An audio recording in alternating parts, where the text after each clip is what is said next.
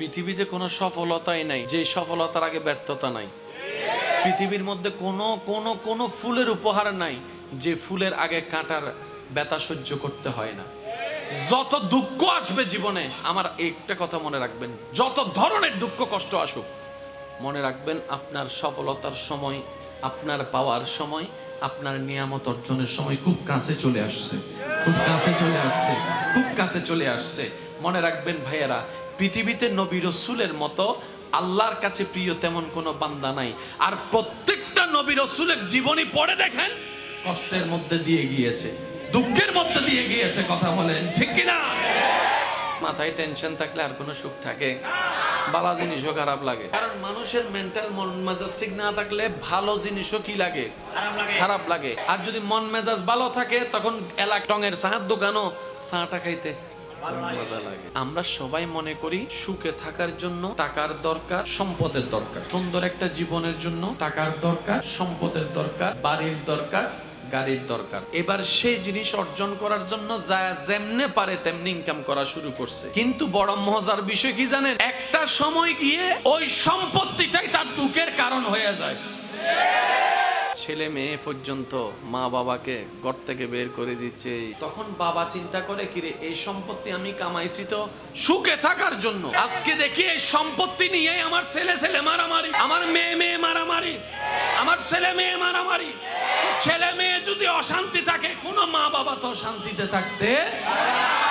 আমি কি করলাম? এটা আমি কি করলাম? আমি কি করলাম? আমি তো এখন শান্তির খুঁজে তাদেরকে অশান্তিতে ঠেলে দিস। কামাইলেও জ্বালা, না কামাইলেও জ্বালা। সম্পত্তি জুড়াইলেও জ্বালা, না জুড়াইলেও জ্বালা। সম্পত্তি জুড়াইলে বেশি কে নিবে সে চিন্তায় মগ্ন, আর না জুড়াইলে গালাগালি করে, কেন জন্ম দিছো আমাদেরকে? এটা বিপদে না পড়লাম। বান্দা, তুমি তোমার জ্ঞান দিয়ে যেই সুখ খুঁজছো কোথাও পাবা না, কোথাও পাবা না। তুমি মনে করতে পারো একটা সুখ ধরবা স্বর্ণ, কিছুক্ষণ পর হয়ে যাবে সেটা ছাই, খুঁজে পাবা না। কারণ সুখটা তো আমি রবের দরবারে, আর আমি এই সুখের মতো নিয়ামত যাকে তাকে দিই না। যারা মুমিন হবে আমি তাদের অন্তরে নাজিল করে দিয়েছি। ইসলামের মতো একটা ধর্ম পেয়ে যদি আমরা সুখ না পাই, আফসোস করা ছাড়া উপায় নেই। আচ্ছা, কেন পাবো না সুখটা আমরা বলেন? যেখানে রহমান আমাদের রব, যেখানে রহমাতুল্লিল আলামিন আমাদের অভিভাবক নবী রহমাতুল্লিল আলামিন, যেখানে কিতাব আমাদের কোরআনুল কারীম, আমরা পাবো না কেন? নিশ্চয়ই আমাদের কোন একটা জায়গায় ভেজাল লাগছে। তো যাদের সুখ দরকার তাদের কি দরকার? ধর্ম তো আর নিজের নিয়মে করলে হবে না, ধর্মের একটা নিয়ম, ওই নিয়মটা মানতে হবে কাদের? যাদের সুখ দরকার। এক কথায় ক্লিয়ার, যারাই ধার্মিক তারাই সুখী। আর একটু জোরে বলেন না সুবহানাল্লাহ। যারাই ধার্মিক তারাই সুখ, যারাই ধার্মিক তারাই শান্তিতে আছে, যারাই ধার্মিক তারাই প্রশান্তির ছোঁয়া পেয়েছে, না হয় পৃথিবীতে কেউ পাই নাই। ঠিক একই কথাটা কোরআনে আল্লাহ তাআলা 1450 বছর আগে আমাদেরকে জানান দিয়েছেন। হুয়াল্লাযী আনজালাস সাকিনাতা ফি কুলুবিল মুমিনিন। ধর্মের দরকার কার? যার সুখ দরকার। এবার আপনি যদি বলেন আমার সুখ লাগবে না, ওকে ধর্মও লাগবে না, যা মন চায় তা করে। যদি বলেন যে আমার সুখ লাগবে, তাহলে ধর্ম লাগবে। যদি ধর্ম লাগে, তাহলে নিয়ম নীতি মানতে হবে। কারণ রব কাকে কোন কাজের জন্য কবুল করে কি দিয়ে ফেলে এটা বলা যায় না। সেজন্য নবী বলেছেন, হে আমার উম্মত, আল্লাহর প্রতি সবসময় সুধারণা রাখিও, মনটা বড় রাখিও। লা তাকনাতু মির রাহমাতিল্লাহ, আল্লাহর রহমত থেকে কখনো মন ছোট করিও না। জগৎ বলবে যে তুই পাবি না, তখনও আপনি বলবেন যে আমার আল্লাহ চাইলে। এটার নাম তাওয়াক্কুল, এটার নাম ভরসা। চিৎকার দিয়ে বলেন সুবহানাল্লাহ। কোন সন্তান যদি বাপ থেকে দূরে চলে যায়, ওই বাবার কি আর ঘুম আছে? ভাইয়া জোরে বলেন না আছে? সামান্য সন্তানরা যদি বিদেশে যায়, মা বাবার ঘুম আর থাকে না। আরে আমার সোনার মানিকটা রে, চোখের সবার সামনে না কানলেও ভিতরে গিয়ে কিন্তু ঠিকই কান্না করে। অথচ ইউসুফ আলাইহিস সালামকে আল্লাহ তাআলা ওনার আব্বা হুজুর থেকে ছোটবেলায় আলাদা করে দিয়েছেন। হযরত নবী ইউসুফ আলাইহিস সালামকে ছোট অবস্থায় আল্লাহ তাআলা ওনার আব্বা থেকে আলাদা করে দিয়েছেন। যে ইউসুফ নবীর প্রেমে কান্না করতে করতে করতে করতে হযরত আইয়ুব আলাইহিস সালামের চোখ দিয়ে দুইটার আলো চলে গিয়েছে। বুঝতে পারছেন কষ্টটা কেমন? আজকে একটা কথা মনে রাখবেন, পৃথিবীতে কোনো মিষ্টি নাই যে মিষ্টির আগে কষ্ট নাই। এবার চলেন আমাদের জীবনের ব্যবসাটা একটু খেয়াল করি। আমাদের একটা জগতের নাম দুনিয়া, আর একটা জগতের নাম আখিরাত। দুনিয়া কিছুদিন পরে শেষ হয়ে আখিরাত শেষ হবে না। দুনিয়া থেকে বিদায় নিতে হবে, আখিরাত থেকে বিদায় নেওয়ার কোনো সুযোগ নাই।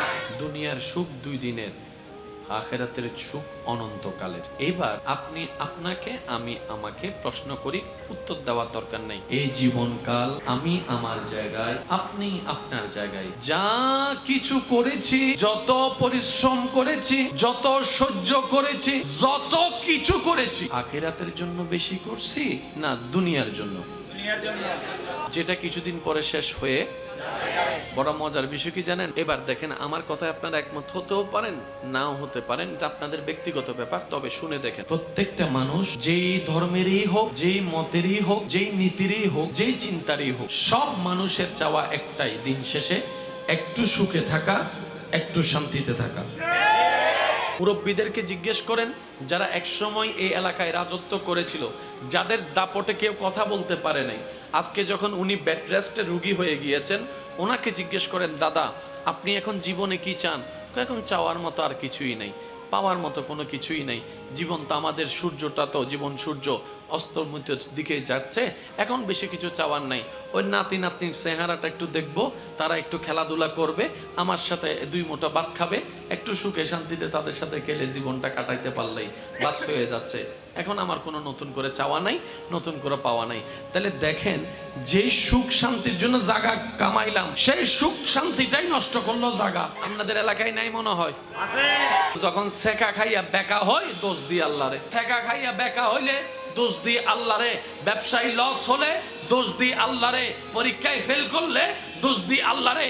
এবার আপনি বলবেন, তাহলে যারা সুখী হয়, ইমাম হোসেনের তো কষ্ট ছিল, বাহ্যিকভাবে দেখলাম তীরের আঘাত পেয়েছে, উনি প্রশান্তিতে ছিল কেন? মনে রাখবেন, সাইকোলজিক্যাল ডাক্তারের পরামর্শ নিলে বুঝতে পারবেন, শান্তি সুখ জিনিসটার সাথে ব্রেইনের এবং হার্টের একটা বড় বড় চমৎকার সম্পর্ক আছে। যে সব বিষয়ে আমাদের মন ভেঙে যায়, কারণ এটা আমাদের কন্ট্রোলে, যারা মুমিন হয়ে যায়, আল্লাহর রহমত তাদের মনকে ভাঙতে দেয় নাই বলে তারা সুখে থাকে। বলে এবার একটু কথাটা শুনেন। কারবালার ময়দানে সবচাইতে বড় বাহিনী ছিল কার? এজিদের। সবচাইতে দুর্বল বাহিনী ছিল ইমাম হুসাইন। পানি ছিল এজিদ বাহিনীর কাছে, পানি ছিল না হুসাইনি কাফেলার সাথে। খাবার ছিল যথেষ্ট এজিদ বাহিনীর কাছে, কিন্তু খাবার কোনো ছিটে ফোটা ছিল না হুসাইনি কাফেলার সাথে। মৃত্যুর ভয় ছিল হুসাইনি কাফেলায়, মৃত্যুর কোনো চিন্তাও ছিল না এজিদ কাফেলায়। সর্বোপরি বিবেক বলে টেনশনে থাকা দরকার হুসাইনি কাফেলা, হাস্যোজ্জ্বল থাকা দরকার এজিদি কাফেলা। কিন্তু বাস্তবতার চিত্রটাই ছিল ভিন্ন। চিত্র বলছে হুসাইনের চেহারায় মলিনতা, এটাই বাস্তবতা। হুসাইনের চেহারার মধ্যে বিষণ্ণতা দেখা যাবে, এটাই বাস্তবতা। কিন্তু সারা বিশ্বের সমস্ত মানুষের চিন্তা ধারণা কল্পনাকে পাল্টিয়ে দিয়ে ইমাম আলী মাকাম ইমাম হুসাইন কারবালার ময়দানে প্রশান্তির সাথে নামাজ পড়েছেন। যখন মাথায় টেনশন থাকে, মরণের ভয় থাকে, তখন তো নামাজের চিন্তা মাথায় আসবে না। আচ্ছা, মানুষ সম্পদ কামায়, কষ্ট করে না? ভাই বলেন না, কষ্ট করে না? হাজার কিছু দিলেও সম্পদ কি কেউ দিতে চায়? কিন্তু একটা জিনিস আছে যেটা সম্পদের চাইতেও দামি আমাদের কাছে, সেটা কি জানেন? একটা মানুষ মনে করেন 40টা বছর পরিশ্রম করে 10-20টা বাড়ি বানাইছে, অনেক টাকার মালিক। তাকে যদি কেউ মাথায় পিস্তল টাকায় লেহি দেয়, কিরে ভাই 40 বছরের টাকা দিয়ে দিছস যে, তাহলে জানের কথা আসলে এখানে আর কোনো কিছুর কথা আসে না। কিন্তু ইমাম হুসাইন জানে উনি কতল হবে, উনি জানে হামলার শিকার হবে, উনি জানে তীরের শিকার হবে। তারপরও এমন প্রশান্তির সাথে নামাজ পড়তে শুরু করলেন, এজিদ বাহিনী দেখা বলে, কি রে, ওনার কি মরণের ভয় নাই? ওনার কি হামলার ভয় নাই? ওনার কি কোনো ভয় লাগে না? এতগুলা মামরা যে মানুষ উনারে ঘিরেই ধরে আছে, উনি তো যে স্লো নামাজ পড়তেছে, মনে হয় যেন শান্তির সাগরে ভাসতেছে। সুবহানাল্লাহ। টেনশনের কোনো কিছুই নাই। কিরে বিষয়টা কি? বিষয়টা কোরআনে আল্লাহ আগেই ক্লিয়ার করে দিয়েছেন। হুয়াল্লাযী আনজালাস সাকিনাতা ফি কুলুবিল মুমিনিন। বিশ্ববাসী জেনে রাখো, বুঝে রাখো, সুখ শান্তি আমি রবের দরবারে, আমি সেটা মুমিনের অন্তরেই দিয়ে থাকি। বলেন সুবহানাল্লাহ। ইমাম হোসেন মুমিন ছিল, প্রশান্তিতে ছিল। সুখী হওয়ার জন্য মুমিন হওয়া দরকার। এখানে আর দ্বিতীয় কোনো অপশন নাই তো ভাই, আল্লাহ রাখেই নাই। এবার বলেন লাভ আর লস, আপনারা বলবেন কোনটাতে লাভ কোনটাতে লস? পানিতে মদে বলেন না, মদে পরিশ্রম করে ইনকাম করলে, সুদ খাইলে, এতটুকু কি বুঝ আমাদের আছে? এবার বলেন কেউ যদি জেনে শুনে সুদে যায় তাকে বুদ্ধিমান বলা যাবে না। কেন? ব্যবসায়িকদের একটা পলিসি আছে, ওরা 2 টাকা ইনভেস্ট করে চিন্তা করে কিভাবে হালাল ভাবে 4 টাকা আনা যায়। যদি লাভটাই না আসে তাহলে আমার যদি কমে থেকে যায়, আমার সংসারে বিল দেওয়া, খরচ দেওয়া, বাজার করা আমার পক্ষে সম্ভব হবে না। আবার নতুন করে মাল তোলাও সম্ভব হবে না। ব্যবসায়িক ভাই চিন্তা করে কি, আমি 10 টাকার জিনিস কিনলাম, যদি 15 টাকায় বিক্রি করতে পারি অনেক ভালো, না পারলে 13 টাকা, না পারলে 12 টাকা। অনেক সময় ঠেকাই পড়ে 10 টাকার জিনিস 10 টাকায়ও বিক্রি করতে হয়। এটা হচ্ছে পরিস্থিতি সাপেক্ষ। কিন্তু বুদ্ধিমান কারা? যারা ব্যবসাটা করে বুদ্ধি দিয়ে। এবার বলেন আপনার এলাকায় অনেক ব্যবসায়ী আপনার জানার মধ্যে আছে যারা একটা ছোট দোকান থেকে শুরু করে এখন 3-4টা দোকানের মালিক হয়েছে, আছে না? না, ছোট্ট একটা চাকরি থেকে শুরু করে, কাজ থেকে শুরু করে এখন বিল্ডিং এর মালিক হয়েছে, আছে না নাই? তার মানে প্ল্যানিংটা করতে জেনেছে, করার মতো। এবার নিজে ইনকাম করেছে, সাজিয়েছে, সন্তানদের জন্য কাজ সহজ হয়ে গিয়েছে। কথা বলেন ঠিক না? ব্যবসায়িক একটা পলিসি আছে, আর এই কথায় কোনো সুস্থ মানুষের মাথাওয়ালার কোনো দ্বিমত থাকতে পারে না। জীবনের দুঃখ আসলে নবী রাসূলের কথা মনে করবেন, দেখবেন মনে একটা সাহস চলে আসবে। এবার আসেন, যখন ইউসুফ আলাইহিস সালামকে ভাইয়েরা কূপে ফেলে দিচ্ছেন, কি করার জন্য? হত্যা করার জন্য। কি করার জন্য? হত্যা করার জন্য। ভাইয়েরা যে প্ল্যানিং করেছে ইউসুফ আলাইহিস সালামকে ডেস্ট্রয় করার জন্য, ওনার ভাইয়েরা যে প্ল্যানিং গুলা করেছেন, সাকসেস হয়েছে কি হয় নাই? হয়েছে। কূপে ফেলতে চাইছে, ফেলছে তো, সাকসেস হয়েছে তো। তো ওনারা মনে করতেছে জিদিগেই আল্লাহ গান বাকি আছে। ইউসুফ আলাইহিস সালামের ভাইরা প্ল্যানিং করছে, এরে যেহেতু বাপে বেশি ভালোবাসে, নিশ্চয় রাজত্বটা ওরে দিবে, আমরা তো শেষ। তো প্ল্যানিং করছে কি, মাইরা ফেল। কিভাবে মারবি? কয় কূপ একটা আছে, ওটাতে ফালাই দিলে চিল্লাইতে কান্না করতে করতে এমনি মরে যাবে। ওরার প্ল্যানিং ওরা বাস্তবায়ন করেছে, বাচ্চাটাকে কূপে ফেলছে। আল্লাহ বলে, জিবরাইল আমার ইউসুফের দেহ মাটিতে স্পর্শ করার আগেই তুমি তাকে কোলে নিয়ে নাও। বান্দার প্ল্যানিং আর আল্লাহর প্ল্যানিং, শুধু পার্থক্য এখানে করবেন, বান্দার প্ল্যানিং, আল্লাহর প্ল্যানিং। আপনি কোনটা নিবেন এটা আপনার ব্যক্তিগত ব্যাপার, আমি শুধু পার্থক্যটা বুঝাচ্ছি। জগৎ বলছে ইউসুফ শেষ, আল্লাহ পাক বলে যে দিন এখনো বাকি আছে। এখন ইউসুফ নবীর যে পরবর্তী সবচাইতে বাংলাদেশের আদালতে আপনার জানা মতে সবচাইতে কোন বিষয়ে মামলা বেশি? আমি বলবো না, আপনারা বলেন। সবচাইতে বেশি মামলা হচ্ছে জাগার। আর মামলা দেনওয়ালাকে বাহিরের মানুষ খুব কম, নিজের রক্তের মানুষের মামলায়। এবার বলেন জাগার অপর নাম সুখ না দুঃখ? আমি বলবো না, আপনারা বলেন। জাগার অপর নাম সুখ না দুঃখ? টাকার অপর নাম সুখ না দুঃখ? বাড়ির অপর নাম সুখ না দুঃখ? ব্যবসার অপর নাম সুখ না দুঃখ? তাহলে যেগুলা থেকে সুখ কামাতে চাইলাম এগুলাই দুঃখের কারণ হয়ে গেল। তাহলে প্রত্যেকটা মানুষের সুখের তো দরকার, সুখটা পাবে কোথায়? মনে রাখবেন, জেনে রাখবেন, বুঝে রাখবেন, টাকা পয়সা দিয়ে ক্ষুধা নিবারণ করা যায়, সুখ পাওয়া যায় না। সুখ পাওয়ার জন্য ধর্মের দরকার হয়। ধর্মের দরকার এই জায়গায়, ধর্মের দরকার এই জায়গায়। ধর্ম মানি গাড়ি বাড়ি নয়, ধর্ম মানি এই দিলটাকে একটু শান্তি করার মতো একটা পদ্ধতি। এবার আমরা সবাই একমত, আমাদের সুখ দরকার, আমাদের শান্তি দরকার। একটু সবাই মিলে বলবেন, আমাদের সুখ দরকার, আমাদের। এই কথায় কারো কোনো দ্বিমত? দেনেওয়ালাকে, ওই দেনেওয়ালাকে খুশি করতে পারলে সুখ এবং শান্তি আসবে। তো কিভাবে খুশি করব? ধর্ম পালন করতে হবে। তো ধর্ম তো পৃথিবীতে অনেকগুলাই আছে, কোনটা পালন করব? এই পৃথিবীতে 3000-এর উপরে ধর্ম আছে বর্তমানে ভাইয়া, এই পৃথিবীতে 3000-এর উপরে ধর্ম আছে। কোনটা পালন করব? রবই আমাদের জন্য সহজ করে দিয়েছেন, ইন্নাদ-দীনা ইনদাল্লাহিল ইসলাম। বান্দারে ইসলামটাকে আপন করে নে, বাকি কাজটা আমি করে দিব। পৃথিবীতে কোনো সফলতাই নাই যে সফলতার আগে ব্যর্থতা নাই। পৃথিবীর মধ্যে কোনো ফুলের উপহার নাই যে ফুলের আগে কাঁটার ব্যথা সহ্য করতে হয় না। যত দুঃখ আসবে জীবনে, আমার একটা কথা মনে রাখবেন, যত ধরনের দুঃখ কষ্ট আসুক, মনে রাখবেন আপনার সফলতার সময়, আপনার পাওয়ার সময়, আপনার নিয়ামত অর্জনের সময় খুব কাছে চলে আসছে, খুব কাছে চলে আসছে, খুব কাছে চলে আসছে। মনে রাখবেন ভাইয়েরা, পৃথিবীতে নবী রাসূলের মতো আল্লাহর কাছে প্রিয় তেমন কোনো বান্দা নাই। আর প্রত্যেকটা নবী রাসূলের জীবনী পড়ে দেখেন, কষ্টের মধ্যে দিয়ে গিয়েছে, দুঃখের মধ্যে দিয়ে গিয়েছে। কথা বলেন ঠিক কিনা? মাথায় টেনশন থাকলে আর কোনো সুখ থাকে? ভালো জিনিসও খারাপ লাগে, কারণ মানুষের মেন্টাল মন মেজাজ ঠিক না থাকলে ভালো জিনিসও কি লাগে?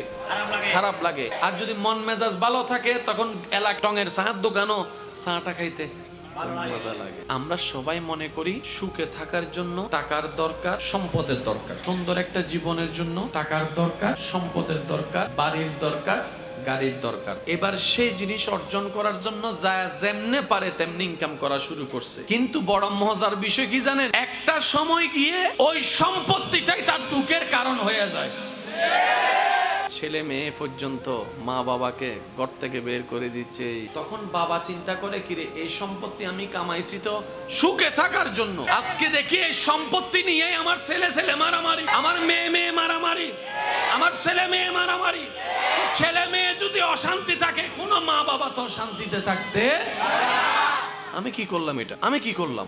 আমি কি করলাম? আমি তো এখন শান্তির খুঁজে তাদেরকে অশান্তিতে ঠেলে দিস। কামাইলেও জ্বালা, না কামাইলেও জ্বালা, সম্পত্তি জুড়াইলেও জ্বালা, না জুড়াইলেও জ্বালা। সম্পত্তি জুড়াইলে বেশি কে নিবে সে চিন্তায় মগ্ন, আর না জুড়াইলে গালাগালি করে, কেন জন্ম দিছো আমাদেরকে? একটা বিপদে না পড়লাম। বান্দা, তুমি তোমার জ্ঞান দিয়ে যেই সুখ খুঁজছো কোথাও পাবা না, কোথাও পাবা না। তুমি মনে করতে পারো একটা সুখ ধরবা স্বর্ণ, কিছুক্ষণ পর হয়ে যাবে সেটা ছাই, খুঁজে পাবা না। কারণ সুখটা তো আমি রবের দরবারে, আর আমি এই সুখের মতো নিয়ামত যাকে তাকে দিই না। যারা মুমিন হবে আমি তাদের অন্তরে নাজিল করে দিয়েছি। ইসলামের মতো একটা ধর্ম পেয়ে যদি আমরা সুখ না পাই, আফসোস করা ছাড়া উপায় নেই। আচ্ছা, কেন পাবো না সুখটা আমরা বলেন? যেখানে রহমান আমাদের রব, যেখানে রহমাতুল্লিল আলামিন আমাদের অভিভাবক নবী রহমাতুল্লিল আলামিন, যেখানে কিতাব আমাদের কোরআনুল কারীম, আমরা পাবো না কেন? নিশ্চয়ই আমাদের কোন একটা জায়গায় ভেজাল লাগছে। তো যাদের সুখ দরকার তাদের কি দরকার? ধর্ম তো আর নিজের নিয়মে করলে হবে না, ধর্মের একটা নিয়ম, ওই নিয়মটা মানতে হবে কাদের? যাদের সুখ দরকার। এক কথায় ক্লিয়ার, যারাই ধার্মিক তারাই সুখী। আর একটু জোরে বলেন না সুবহানাল্লাহ। যারাই ধার্মিক তারাই সুখ, যারাই ধার্মিক তারাই শান্তিতে আছে, যারাই ধার্মিক তারাই প্রশান্তির ছোঁয়া পেয়েছে, না হয় পৃথিবীতে কেউ পাই নাই। ঠিক একই কথাটা কোরআনে আল্লাহ তাআলা 1450 বছর আগে আমাদেরকে জানান দিয়েছেন। হুয়াল্লাযী আনজালাস সাকিনাতা ফি কুলুবিল মুমিনিন। ধর্মের দরকার কার? যার সুখ দরকার। এবার আপনি যদি বলেন আমার সুখ লাগবে না, ওকে ধর্মও লাগবে না, যা মন চায় তা করে। যদি বলেন যে আমার সুখ লাগবে, তাহলে ধর্ম লাগবে। যদি ধর্ম লাগে তাহলে নিয়ম নীতি মানতে হবে। কারণ রব কাকে কোন কাজের জন্য কবুল করে কি দিয়ে ফেলে এটা বলা যায় না। সেজন্য নবী বলেছেন, হে আমার উম্মত, আল্লাহর প্রতি সবসময় সুধারণা রাখিও, মনটা বড় রাখিও। লা তাকনাতু মির রাহমাতিল্লাহ, আল্লাহর রহমত থেকে কখনো মন ছোট করিও না। জগৎ বলবে যে তুই পাবি না, তখনও আপনি বলবেন যে আমার আল্লাহ চাইলে। এটার নাম তাওয়াক্কুল, এটার নাম ভরসা। চিৎকার দিয়ে বলেন সুবহানাল্লাহ। কোন সন্তান যদি বাপ থেকে দূরে চলে যায়, ওই বাবার কি আর ঘুম আছে? ভাইয়া জোরে বলেন না আছে? সামান্য সন্তানরা যদি বিদেশে যায়, মা বাবার ঘুম আর থাকে না। আরে আমার সোনার মানিকটারে, চোখের সবার সামনে না কানলেও ভিতরে গিয়ে কিন্তু ঠিকই কান্না করে।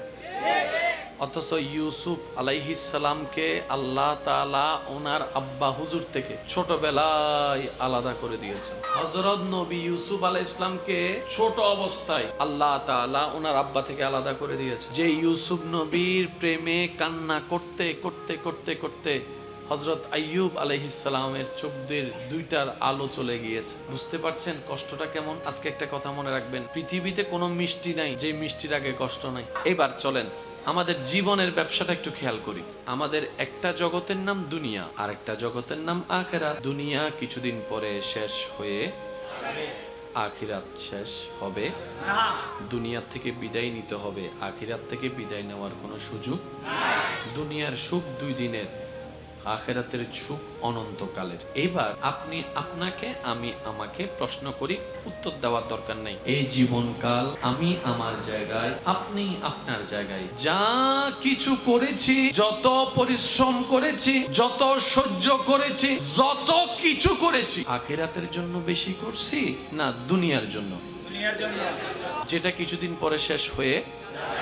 বড় মজার বিষয় কি জানেন? এবার দেখেন, আমার কথায় আপনারা একমত হতেও পারেন, নাও হতে পারেন, এটা আপনাদের ব্যক্তিগত ব্যাপার। তবে শুনে দেখেন, প্রত্যেকটা মানুষ যেই ধর্মেরই হোক, যেই মতেরই হোক, যেই নীতিরই হোক, যেই চিন্তারই হোক, সব মানুষের চাওয়া একটাই, দিন শেষে একটু সুখে থাকা, একটু শান্তিতে থাকা।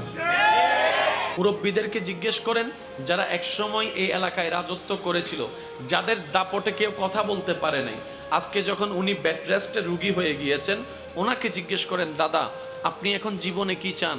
এখন চাওয়ার মতো আর কিছুই নাই, পাওয়ার মতো কোনো কিছুই নাই। জীবন তো আমাদের, সূর্যটা তো জীবন সূর্য অস্তমিতের দিকে যাচ্ছে, এখন বেশি কিছু চাওয়ার নাই।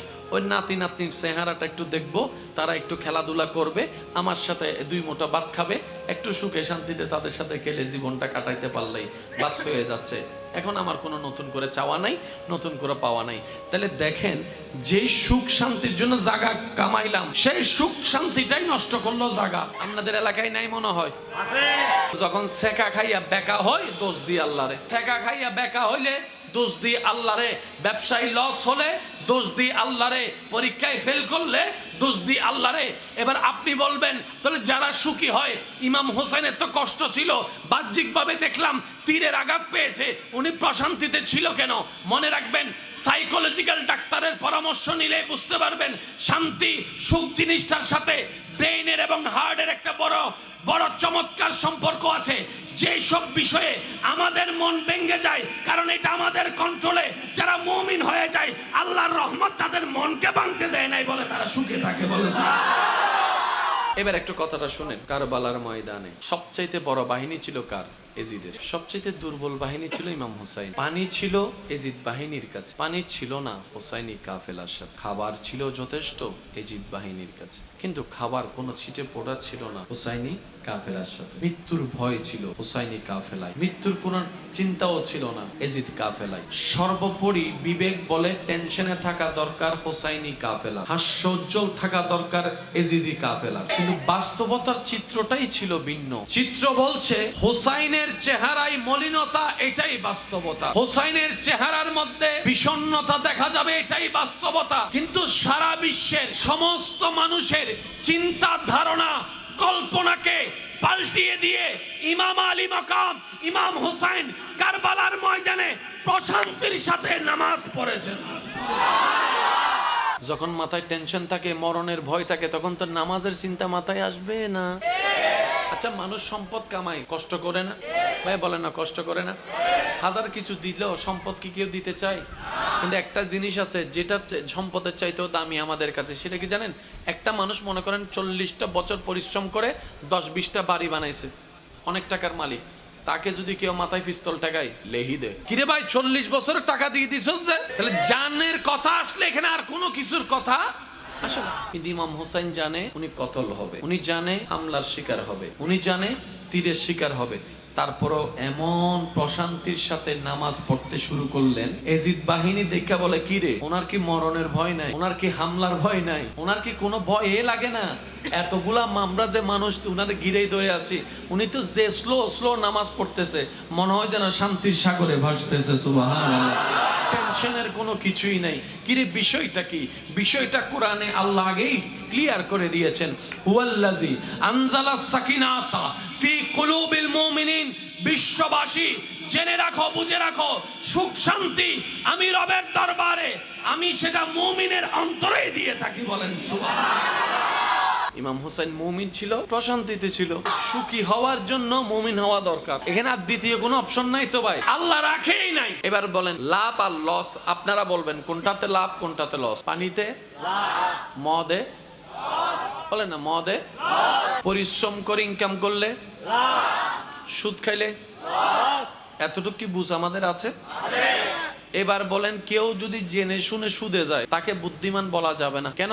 ব্যবসায়িকদের একটা পলিসি আছে, ওরা 2 টাকা ইনভেস্ট করে চিন্তা করে কিভাবে হালাল ভাবে 4 টাকা আনা যায়। যদি লাভটাই না আসে তাহলে আমার কুম যদি কুমে থেকে যায়, আমার সংসারে বিল দেওয়া, খরচ দেওয়া, বাজার করা আমার পক্ষে সম্ভব হবে না, আবার নতুন করে মাল তোলাও সম্ভব হবে না। ব্যবসায়িক ভাই চিন্তা করে কি, আমি 10 টাকার জিনিস কিনলাম, যদি 15 টাকায় বিক্রি করতে পারি অনেক ভালো, না পারলে 13 টাকা, না পারলে 12 টাকা। অনেক সময় ঠেকাই পড়ে 10 টাকার জিনিস 10 টাকায়ও বিক্রি করতে হয়। এটা হচ্ছে পরিস্থিতি সাপেক্ষ। কিন্তু বুদ্ধিমান কারা? যারা ব্যবসাটা করে বুদ্ধি দিয়ে। এবার বলেন আপনার এলাকায় অনেক ব্যবসায়ী আপনার জানার মধ্যে আছে যারা একটা ছোট দোকান থেকে শুরু করে এখন 3-4টা দোকানের মালিক হয়েছে, আছে না? না, ছোট্ট একটা চাকরি থেকে শুরু করে, কাজ থেকে শুরু করে এখন বিল্ডিং এর মালিক হয়েছে, আছে না নাই? তার মানে প্ল্যানিংটা করতে জেনেছে, করার মতো। এবার নিজে ইনকাম করেছে, সাজিয়েছে, সন্তানদের জন্য কাজ সহজ হয়ে গিয়েছে। কথা বলেন ঠিক না? ব্যবসায়িক একটা পলিসি আছে, আর এই কথায় কোনো সুস্থ মানুষের মাথাওয়ালার কোনো দ্বিমত থাকতে পারে না। জীবনের দুঃখ আসলে নবী রাসূলের কথা মনে করবেন, দেখবেন মনে একটা সাহস চলে আসবে।